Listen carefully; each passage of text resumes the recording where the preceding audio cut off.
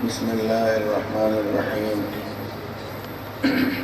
اللهم صل على سيدنا ومولانا محمد وعلى آل سيدنا ومولانا محمد كما صليت على سيدنا إبراهيم وعلى آل سيدنا إبراهيم إنك حميد مجيد.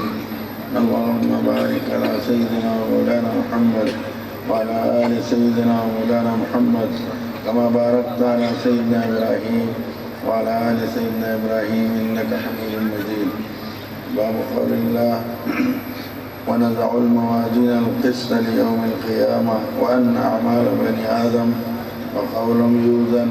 وقال مجاهد القسطاس العدل بالرومية، ويقال القسط مصدر المقسط هو العادل، وأما القاسط فهو الجائر. وبسند المتصل منا إلى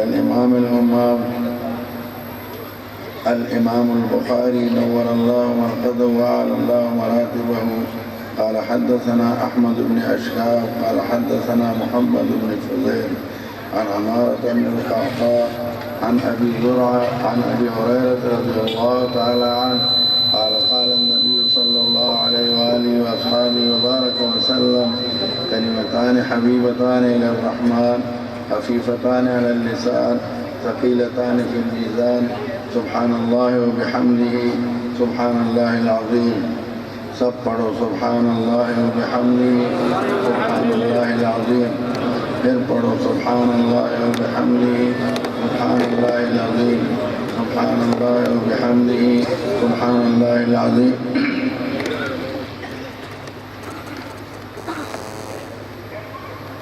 محترم مکرم حضرات گرامی قدر اکابر علماء مشایخ نظام اور دین سے پیار کرنے والے بزرگوں اور بھائیوں، یہ بنات میں جو بخاری شریف کے ختم کی تقریب بھی ہے اور اصلاحی بیانات بھی ہیں، اور اللہ کا شکر ہے کہ ہمارے اس وقت مہمان خصوصی مدینہ منورہ بعد کتاب اللہ وہ بخاری شریف صحیح بخاری ہے، مسلم شریف کو بھی کہتے ہیں. یہ بہت بڑی عظیم دولت ہے، لیکن وقت بہت تنگ ہے. طالبات محترمات آپ نے درسگاہ میں یہ سارے جو اس کے اندر صرفی نحوی اور لغات ہیں وہ آپ پڑھ چکی ہیں. مختصر عرض کرتا ہوں کہ یہ بخاری شریف امام بخاری رحمۃ اللہ علیہ بہت عظیم ہستی تھے. ان کی اہلیہ محترمہ بھی بہت وقت کی ولی اللہ، اور جب ماں باپ بزرگ ہوں اللہ تعالیٰ اولاد کو بھی اس لائن سے آگے بڑھا دیتے ہیں. تو خاص کر یہ ماں جو ہے یہ بہت بڑی نعمت ہے، اور خواتین پر دین کی بہت بڑی ذمہ داری عائد ہوتی ہے. آپ بیٹیوں کو حضرت امام بخاری رحمۃ اللہ علیہ اور ان کی والدہ ماجدہ کا خصوصیت سے ان کی زندگی کا مطالعہ کرنا چاہیے، اور اس طرح کی زندگی یہ پڑھنا ہمارا عمل کے لیے ہے. امام بخاری رحمۃ اللہ علیہ کی والدہ ماجدہ بہت بزرگ خاتون تھی، اور ابا جان دونوں چاہتے تھے کہ ہمارا بیٹا حافظ بن جائے، عالم بن جائے، حافظ الحدیث بن جائے، اور اللہ ان سے دین کا کام لے. والدین کی سب سے بڑی مومن اہل ایمان والدین کی سب سے بڑی سعادت یہ ہے کہ اپنی اولاد کو دیندار بنائے، عالم بنائے، حافظ بنائے. بڑی نعمت ان کی خواہش تھی، اور اللہ کی شان ہے ان پر یتیمی آ گئی تو ماں ہی سب کچھ رہ گئی. تو ماں کے پاس یہ تھے، یہ بھی اللہ کی شان ہے، امتحان آیا نابینا ہو گئے. اور پھر والدہ بہت روتی تھی. یہ رونا بھی بڑے کام کی چیز، بہت کام. سحری کوٹ کے رویا کرو، مناجات کیا کرو، اللہ سے تعلق بناؤ. یہ پڑھنا پڑھانا بھی اسی کے لیے ہے.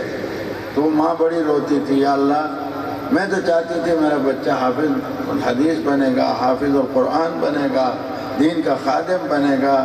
یہ تو یہ حالت ہو گئی. بہت رویا کرتی تھی، بہت دعائیں. ماں ہمیں بھی اسی طرح رونا دھونا چاہیے. نیکی کے لیے، اولاد کے لیے، اپنے لیے، امت کے لیے یہ بڑی نعمت، آدمی مستجاب الدعوات ہو جاتا ہے۔ تو اللہ کی مہربانی ہوئی کہ ایک رات اس دکھیا ماں کو جو اپنے بیٹے کے لیے تڑپ رہی تھی، حضرت ابراہیم علیہ السلام کی خواب میں زیارت ہوئی اور انہوں نے فرمایا تمہیں مبارک ہو، اللہ نے تمہارے بیٹے کو بینائی عطا کر دی۔ صبح دیکھا تو وہ ٹھیک ٹھاک تھی بینائی۔ پھر آگے لمبی طویل حضرت کی زندگی ہے۔ انہوں نے بچپن میں الحمدللہ بہت حافظہ تیز تھا، اور تقوی کے ساتھ حافظہ تیز ہو جاتا ہے، بہت متقی تھے، اور وقت کے بڑے بڑے اولیاء اللہ محدثین سے استفادہ کیا، اور اتنے ذہین تھے کہ ان کے ذہانت کے واقعات، اور بہت صاحب تقوی تھے۔ پھر الحمدللہ حج کے لیے والدہ ماجدہ سے اجازت دے کے آپ مدینہ منورہ، مکہ المکرمہ، حرمین شریفین حاضر ہوئے، اور وہاں پر یہ ذوق تھا حدیث پاک کا، تو احادیث کو جمع کرنا شروع کیا، اور ایک ایک حدیث مدینہ منورہ میں غسل فرماتے، خوشبو لگاتے، ریاض الجنہ میں نفل پڑھتے، اور بارگاہ علی میں حاضری دے کے کیا دعائیں مانگتے ہوں گے وہ تو اللہ پاک کو پتہ ہے اور ان کو پتہ ہے۔ پھر ایک حدیث لکھتے تھے۔ مکہ المکرمہ میں یہ ترتیب تھی کہ غسل کیا، خوشبو لگائی، طواف کیا، منتظم شریف پہ حاضری دی، اور پھر ایک حدیث درج فرماتے تھے۔ یہ بخاری شریف بہت احترام، ادب کے ساتھ انہوں نے یہ حدیث جمع کی، بہت زیادہ، اور اللہ تعالیٰ نے ان کو ذہانت اور تقوی ہر دولت عطا کی۔ تو انہوں نے اس مبارک کلام کے اندر پہلا باب جو لائے ہیں وہ وحی کا لائے ہیں، اور ہم طالب علموں کو، اساتذہ کو، اہل ایمان کو بتایا کہ یہ علم وحی سے متعلق۔ دنیا میں اور علوم ہیں، کالجوں یونیورسٹیوں کے ہیں، اس میں وکیل بنائے جاتے ہیں، ڈاکٹر بنائے جاتے ہیں، انجینئر وقت کی ضرورت ہے، لیکن ان کا تعلق وحی الہی سے نہیں ہے۔ اس میں تبدیلیاں ہوتی ہیں، کمی بیشیاں ہوتی ہیں، اور منتہائے نظر ان کی وہ پیٹ ہے، بس صرف آنکھیں بند ہونے تک۔ لیکن یہ علم وحی الہی سے، اسی لیے ابتدا میں وحی کا باب لائے، ہمیں بتلایا اے پڑھنے والی بچیوں، بچوں، طالب علموں اور مسلمانوں، یہ عام علوم سے اس کا تعلق نہیں ہے، وحی الہی سے۔ اللہ کی وحی، اس میں تبدیلی بھی نہیں، اس میں کمی بیشی بھی نہیں۔ اسی لیے آج آپ کے سامنے بخاری شریف اور اس طرح مستند طریقے سے، اور کلام پاک کہ دنیا اس میں کوئی تبدیلی نہیں لا سکی، زبردست اللہ نے علماء کو، محدثین کو اس کام پہ لگا دیا ہے، حفاظت میں الحمدللہ۔ تو اور پہلی حدیث جو لائے ہیں وہ بھی عجیب، وہ بہت بڑے، صرف عالم نہیں تھے، عارف تھے، ولی اللہ تھے، صوفی تھے، ہر نعمت ان کو دینی حاصل تھی۔ تو حضرت نے جہاں وحی کا اشارہ کیا، وحی کا بتایا کہ وحی کے علوم ہیں، قدر کرو، عمل کرو، اوپر سے آئے ہوئے علوم ہیں، تم بھی اس کے ساتھ اوپر چلے جاؤ گے، بلندی پہ جاؤ گے۔ ساتھ ہی حضرت پہلی حدیث لائے تصحیح نیت کی، تصحیح نیت کی، انما الاعمال بالنیات، اعمال کا دار و مدار نیت پر ہے۔ اس میں بھی حضرت نے ہمیں سبق پڑھایا کہ اپنے اندر کو ٹھیک کرو، دلوں کی اصلاح۔ یہ خانقاہ اسی لیے ہے، خانقاہ کا کوئی مطلب ناچ گانے نہیں ہے، یہاں اصلاح دل، اور دل اگر ٹھیک ہو گیا سب۔ حضور اقدس صلی اللہ علیہ وسلم کا مبارک ارشاد ہے، الا ان فی الجسد لمضغہ اذا صلحت صلح الجسد کلہ واذا فسدت فسد الجسد کلہ الا وہی القلب۔ فرمایا سن لو اچھی طرح، خبردار ہو جاؤ، بدن کے اندر ایک ٹکڑا ہے، اگر وہ ٹھیک سارا بدن ٹھیک، وہ خراب سارا بدن خراب، الا وہی القلب، فرمایا وہ دل ہے۔ یہ خانقاہیں، یہ دین کے سارے مراکز، تبلیغی مراکز، جہادی مراکز، علوم کے مراکز، سب برحق، سب کی ضرورت ہے۔ یہ جو خانقاہی لین ہے، یہ ہے دل کے اصلاح کے لیے، اور دل ٹھیک ہوگا، آنکھیں ٹھیک دیکھیں گی، دماغ ٹھیک سوچیں گے، زبان ٹھیک بولے گی، ہاتھ پاؤں پورا بدن ٹھیک ہو۔ اور یہ بگڑ گیا، دماغوں میں غلط سوچیں، آنکھ بد نظری، زبان بیہودہ کلام، دل دماغ سارا بدن معوف ہو جائے گا۔ اس لیے فرمایا اپنی نیتوں کو ٹھیک کرو۔ اور پھر اس میں ایک خاتون تھی جنہوں نے ہجرت کی، اور ان کی ہجرت وہ تھی، ایک صحابی نے ان کو کہا کہ آپ اس ایک صحابی نے اس عورت سے نکاح کا پیغام نے کہا تم ہجرت کرو تو میں تمہارے ساتھ نکاح کروں۔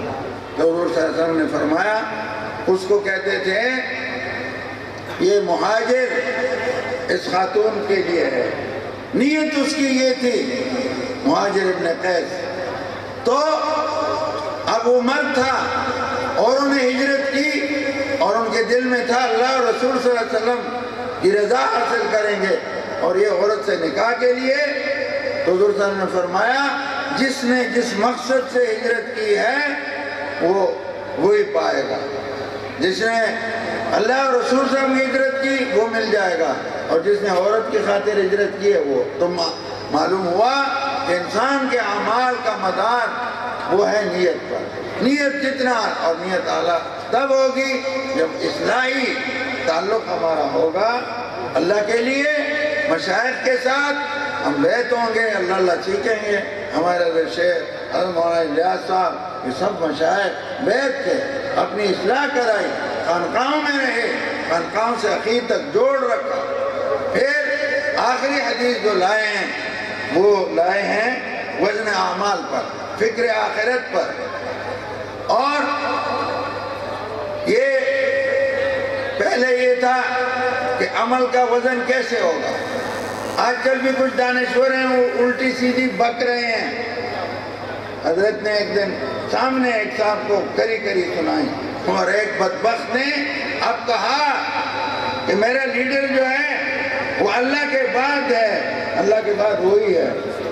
استغفر اللہ العظیم، بدترین کفر ہے جو بکا، کفر۔ اور ہندو کو یہاں ایک وزیر نے برا بھلا کہا ہندوؤں کو، اس کو فارغ کر دیا، اور جو اس ملک میں اللہ اور رسولوں کی بغاوت کرے وہ صحیح سلامت رہتا ہے۔ وہ اسلام کی اہمیت نہیں ہے، دین کی اہمیت نہیں ہے، فکر آخرت نہیں ہے۔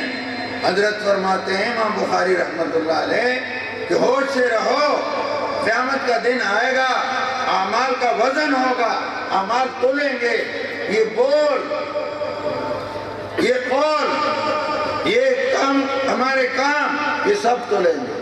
قیامت کا ترازو رکھا جائے گا، اس میں تمہیں پہلے لوگ کہتے تھے، اعتراض کرتے تھے، یہ برگر پارٹی کہتے تھے کہ جی کیسے تولے گا، کوئی وجود ہی نہیں ہے۔ اب گرمی سردی ماپ رہے ہیں، بخار کو ماپ رہے ہیں، ساری باتیں سائنس نے اسلام کی سچ کر کے دکھا دی ہیں۔ تو تولیں گے اعمال۔ تو ہمیں امام بخاری رحمۃ اللہ علیہ یہ سبق پڑھا رہے ہیں کہ ہوش سے رہو، زندگی ایسی مت گزارو، ایسے بول مت بولو، قیامت میں یہ بھی تولیں گے بول، سبحان اللہ الحمدللہ اللہ اکبر کہو گے، یہ بھی تلاوت بھی ذکر بھی سب تولیں گے۔ اور عمل جو کرتے ہو، نمازیں پڑھتے ہو، حج، جو عمل یہ بھی تولیں گے، اور یہ گناہ بھی تولیں گے، یہ بد زبانی، یہ گانے بجانے، یہ فواحش جو ہم زبانوں سے کہتے ہیں لیپتے ہیں، یہ بھی ایک پلڑے میں ان کا تول ہوگا اور وزن اعمال ہوگا۔ اس لیے فرمایا ہوش کرنا، مرنا ہے، اور پھر وہاں پر یہ دن تمہیں دیکھنا پڑے گا۔ اس پر یہ اخیر میں یہ لائے ہیں۔ اور پھر جو حدیث ذکر کی ہے وہ ہے ذکر اللہ پر۔ ہمارے شیخ رحمت اللہ علیہ فرمایا کرتے تھے، امام بخاری رحمت اللہ علیہ پہلی حدیث لائے تصحیح نیت پر، آخری حدیث لائے وزن اعمال پر اور ذکر پر۔ تو فرمایا اخلاص کے ساتھ اللہ کا ذکر کرتے کرتے مر جاؤ، آخری کلام بھی۔ اور اس حدیث میں ہے جس کا آخری کلام لا الہ الا اللہ محمد رسول اللہ ہو جائے وہ تر جائے گا۔ تو آخری جو الفاظ مبارکہ ہیں ذکر کے وہ ہیں بہت آسان، فرمایا کلمتان حبیبتان الی الرحمن، دو کلمے ہیں جو رحمان کو سبحان اللہ، رحمان کو بہت پیارے ہیں، خفیفتان علی اللسان، اور زبان پر ہونا تو یہ چاہیے تھا اللہ کو پیارے ہیں، اللہ بڑے ہیں تو یہ بہت مشکل ہوں گے بھارے، اور وہ نہیں، بہت آسان، بچہ ان پڑھ غیر ان پڑھ پڑھا لکھا ہر ایک اس کو پڑھ سکتا ہے، آسان، اور ثقیلتان فی المیزان، اور قیامت میں وہ جو تول تلیں گے وہ پلڑے، تو جس پلڑے میں یہ آ جائیں گے وہ بھاری ہو جائیں گے، جیت جاؤ گے۔ وہ کلمات کیا ہیں؟ سبحان اللہ و بحمدہ سبحان اللہ العظیم۔ عزیز بیٹیوں، محترموں، یہ کلمات پڑھا بھی کرو، پڑھوایا بھی کرو، اور جمعہ کی رات ہے جتنا ہو سکے درود شریف کی بھی کثرت کرو۔ آپ کے اساتذہ نے آپ کو اجازت حدیث دی ہے، مجھے بھی اپنے مرشد شیخ رحمۃ اللہ علیہ سے اجازت حدیث ہے، میرے استاد مولانا عبدالحق صاحب اکوڑا خٹک والے، اور اس طرح کے اور میرے اساتذہ حدیث ہیں دارالعلوم دیوبند کے فضلاء، حضرت مدنی کے رحمۃ اللہ علیہ کے شاگرد اور اکابر کے، تو میں بھی آپ کو اجازت حدیث دیتا ہوں، اور آپ کہیں ہم نے قبول کیا، اور ساتھ ساتھ پاکیزہ زندگی، وہ امام بخاری رحمہ والدہ ماجدہ صحابیات، اس زندگی میں اپنا وقت گزارو، اللہ تمہیں نیک بعمل مبارک کرے، اور آپ سے اپنی دین کی خدمت لے لے۔ آپ کے لیے وآخر دعوانا الحمدللہ رب العالمین۔ اور حضرت فرماتے ہیں یہ کتاب علماء کو سب کو اجازت ہے، مجھے بہت سارے مشائخ کے الحمدللہ احادیث کی اجازت ہے، اس میں عرب کے مشائخ بھی ہیں، عجم کے بھی ہیں، ہمارے اکابر بہت سارے سلسلوں کے، میں اپنے ان علماء کرام کو جو اس خدمت پہ لگے ہیں حضرت کے فرمانے پر اجازت حدیث دیتا ہوں، ان کا کام تو ابھی ایک نکاح ہے، نکاح کے بعد نماز پڑھ لیں گے انشاءاللہ۔ ٹھیک، بس وہ ان کو اصل میں وہ ان کے لیے بہت اختصار سے کام لیا، اور آپ سے بھی دو تین باتیں عرض کروں گا۔ الحمدللہ یہ تبلیغ کا مرکز بھی ہے، اور یہ بھی ہمارا کام ہے، اس کے ساتھ بھی جڑتے رہو، اور اللہ اللہ بھی کرو، سیکھو، بچے حافظ بناؤ، عالم بناؤ، دیندار بناؤ، یہ دین کے سارے شعبے، یہ مسجد نبوی شریف کا گلدستہ ہے، وہاں اسلامی جہاد بھی ہوتا رہا، اور الحمدللہ اسی جہاد کی آج برکت ہے کہ ہندو جھک گیا ہے۔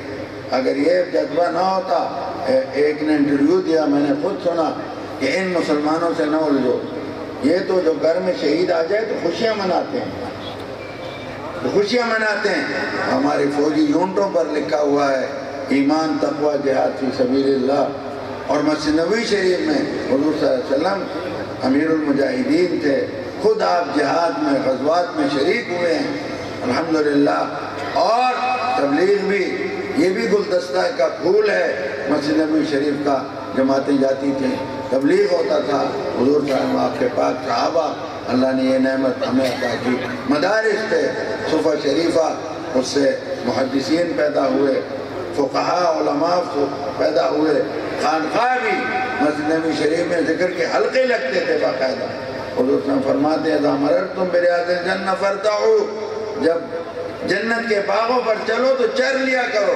صحابہ کرام نے عرض کیا رسول اللہ وہ جنت کے باغ کیا ہیں؟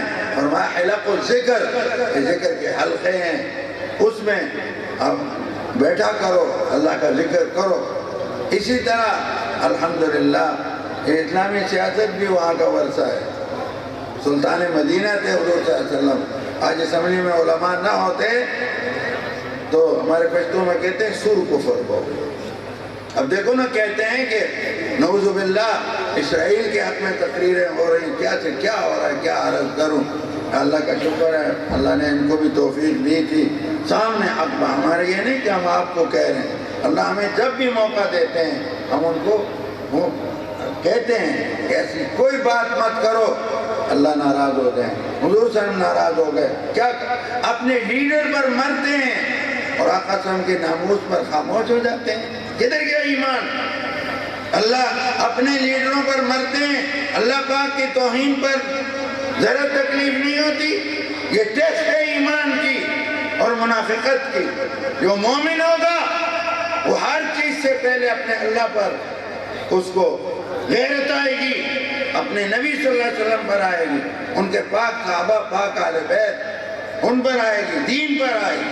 اور جس میں غیرت ہی نہ ہو، ایمان نہ ہو، وہ پھر بات نہیں۔ خیر، ہمارے حضرت شیخ العزیز وہاں ذکر رحمۃ اللہ علیہ 3 نصیحتیں فرمایا کرتے تھے۔ 2 نصیحت آپ کو سنا کے پھر حضرت نماز ہوگی، حضرت آپ کو انشاءاللہ تفصیل سے بیان فرمائیں گے۔ ایک فرماتے تھے، مجھے بھی یہ نصیحت مدینہ منورہ میں فرمائی، میں نے ایک دفعہ حضرت سے پاکستان آ رہا تھا تو تخلیہ مانگا، علادہ ہوا اپنے بزرگوں سے، اپنے مرشد سے۔ آدمی اپنے پیش کرتا ہے، حضرت جی جیسے ڈاکٹر کے سامنے آدمی بیماریاں پیش کرتا ہے، مجھے یہ تکلیف یہ، اور وہ پھر علاج کرتے ہیں۔ روحانی معالج بھی اسی طرح ہوتے ہیں۔ میں نے حضرت سے وقت لیا، مدینہ منورہ علوم شریعہ، حضرت نے وقت دینا تو اکیلے تشریف فرما تھے۔ میں نے اپنی باتیں کچھ عرض کی، جب اٹھنے کا وقت آیا میں نے عرض کیا، حضرت مجھے نصیحت فرما دیں۔ حضرت نے 3 باتیں فرمائی، اور میں پیارے موت کو دل سے یاد رکھیں، دل سے۔ ایک دن ہم یہاں نہیں ہوں گے۔ حضرت عاجز وہاب صاحب رحمۃ اللہ علیہ کہاں ہیں؟ ان کے والد ماجد رحمۃ اللہ علیہ وہ آج کہاں ہیں؟ اچھے بھی برے بھی سب، چھوٹے بڑے، ہم سب نے 6 فٹ کے اس قبر میں اس کی فکر ضرور کرو، ورنہ نقصان ہوگا۔ فکر آخرت کرنے والا دنیا میں بھی مزے کرتا ہے، اللہ اس کو سکون دیتے ہیں، اللہ فضل فرمایا موت کو دل سے یاد ہے۔ دل سے، ایک تو ہم سرسری موت کر، دل سے۔ حضرت نے اس پر کتاب لکھی ہے، اس کا نام ہی موت کی یاد ہے۔ اس کتاب کو ضرور پڑھو لے کر، یہی کتب خانوں سے مل جائے گی، آج ہی لے لینا، اس کو پڑھنا، بہت فائدہ ہوگا انشاءاللہ، مجھے بھی فائدہ ہوگا۔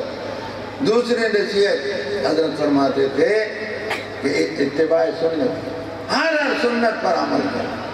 ہر یہ شکل آج ہم نے غیروں جیسے خود سوچ لیا کرو۔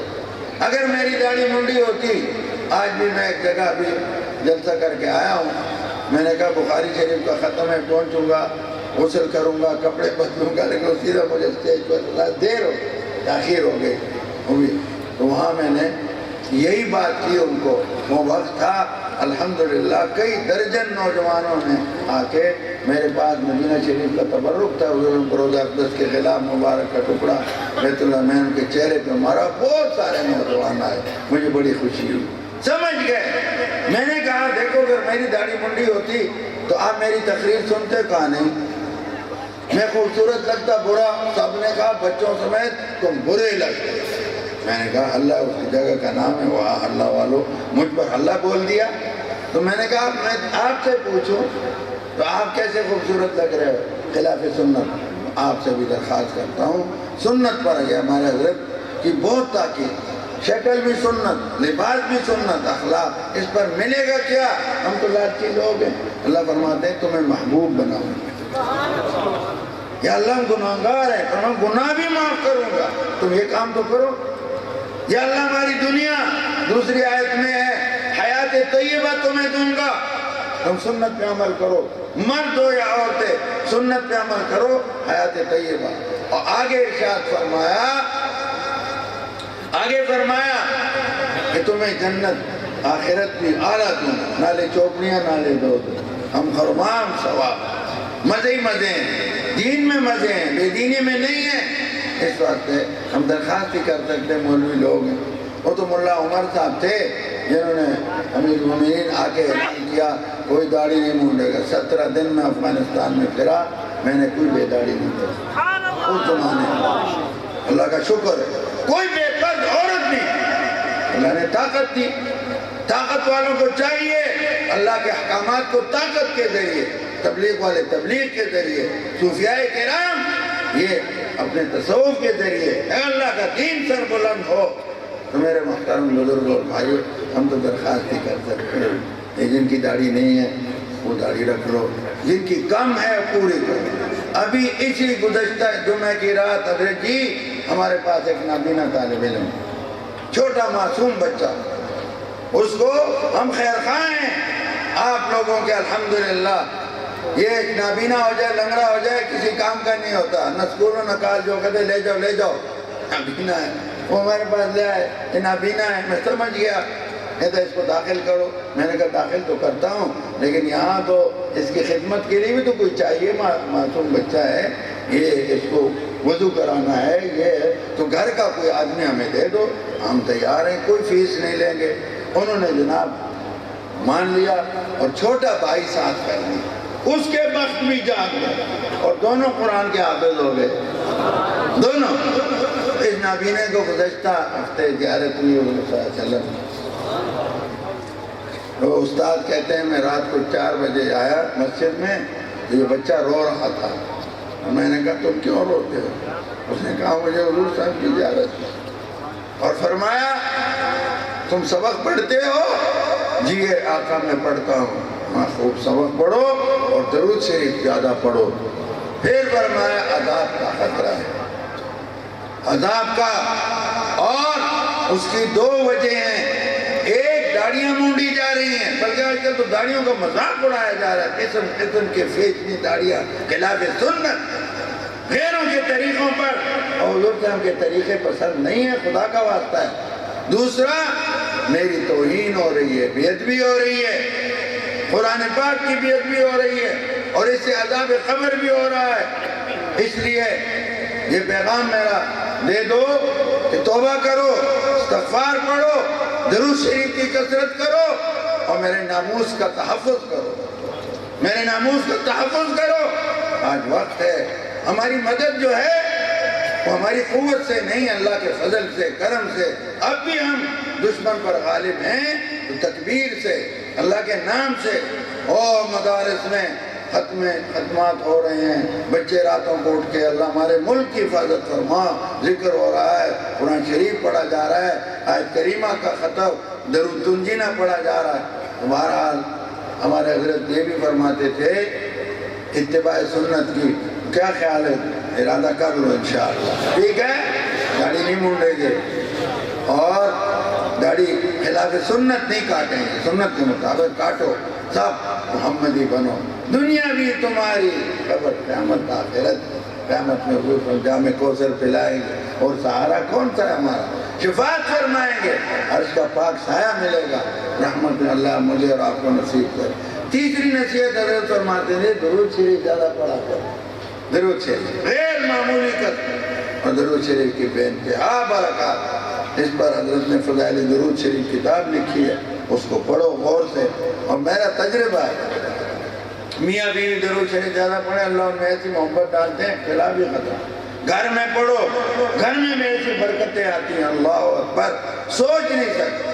حج عمرے کا شوق ہے، میرے پاس ایک سید عالم آئے، گزشتہ سال کی بات ہے، زندگی الہی میں کہ میں جی بہت چاہتا ہے کہ میرے پاس وسائل نہیں ہیں اور روزہ شریف کی حاضری اور مکہ مکرمہ، تو میرے پاس جیب میں 500 روپے تھے، تو میں نے وہ ہدیہ کی، میں نے کہا شاہ جی آپ قبول کر لیں اور ساتھ درود شریف زیادہ شروع کر۔ مہینے کے بعد تشریف لائے کہ میں، میری والدہ، میری بیوی، میرے 2 بچے، 5 کا انتظام اللہ نے کر دیا، ہم جا رہے ہیں۔ ایسے ایک نہیں، کئی واقعات۔ حرمین شریفین کا شوق ہے، درود شریف پڑھو، بڑی یہ ذکر اللہ بھی ہے اور ذکر رسول صلی اللہ علیہ وسلم، ہر دینی کام کرو لیکن زبان کو اللہ کی یاد کے ساتھ ساتھ۔ اور آج خاص طور سے جو رات ہے، اس کے لیے حضرت شیخ قدس سرور نے فضائل درود شریف میں یہ حدیث نقل کی ہے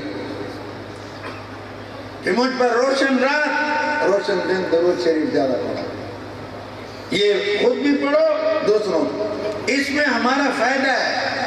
یہ رات بعض کے نزدیک لیلۃ القدر سے افضل ہے، اور جمعہ کا دن تمام دنوں کا سردار، اس میں راز ہیں جو فرمایا الحمدللہ۔ اور میرے کئی ساتھیوں کے ابھی مجھے میسج آئیں گے کہ ہم نے اتنے لاکھ اتنے کروڑ لوگوں کو میسج بھیج دیے درود شریف، اور پڑھتے ہیں پھر مجھے بتاتے ہیں آپ سے بھی درخواست ہے کہ آج بھی آپ یہاں رہیں، درود شریف کا ورد رکھیں، گھروں میں بھی، پھر آپ دیکھیں برکتیں ہوں گی۔